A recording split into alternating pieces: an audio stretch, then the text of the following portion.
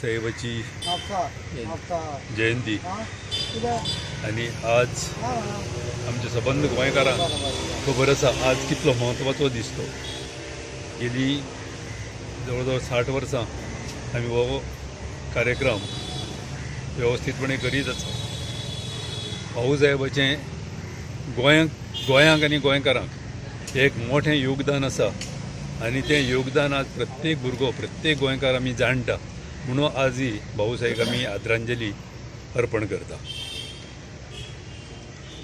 कारण गोवा सुजलाम सुफलाम व्हावा ह्या दृष्टीनं त्या शैक्षणिक क्रांती सामाजिक क्रांती हे सगळे जे आहेत ते त्यांच्या नावावर आहेत आणि त्यांचं परत एकदा इतिहासामध्ये नोंद व्हावी, परत पुढच्या पिढीला हे सगळं कळावं म्हणून त्यांची जयंती पुण्यतिथी साजरी करून त्यांचा गुणगौरव करताना आम्हाला अभिमान वाटतो।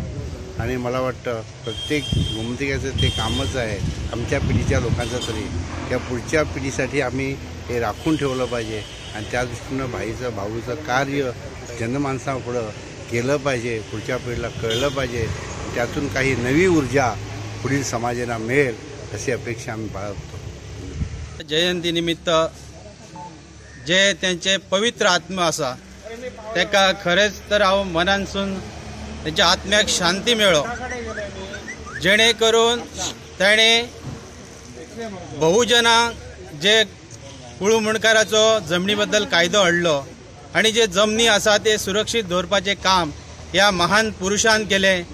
तेतून आयज तेणें आमच्या गोंयभर मराठी शाळा जेणे करून आमच्या ग्रामीण भागांतल्या लोकांक शिक्षण मेळचें हे तेचें उद्दिश्ट आसा।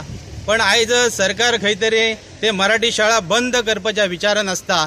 ते आयज हांव एक पालकांक जनतेक आव्हान करता की प्रत्येक भुरगो आपलो मराठी शाळेंत घालचो, जेणे करून जे भाऊसाहेब बांदोडकरांचे जे महान कार्य आसा तेका एक उर्जा निर्माण जातली आणि खरी तर ह्या माध्यमासूनच तेका एक आमच्या हेतून श्रद्धांजली येतली। आयज अशे भाऊसाहेब बांदोडकरांचे कार्यक्रम केलेच ते करपाचे, त्याच बरोबर त्याच्या विचारांची जी प्रेरणा आसा ती नव्या युवकांक दिवपाची आयज खरी गरज आसा।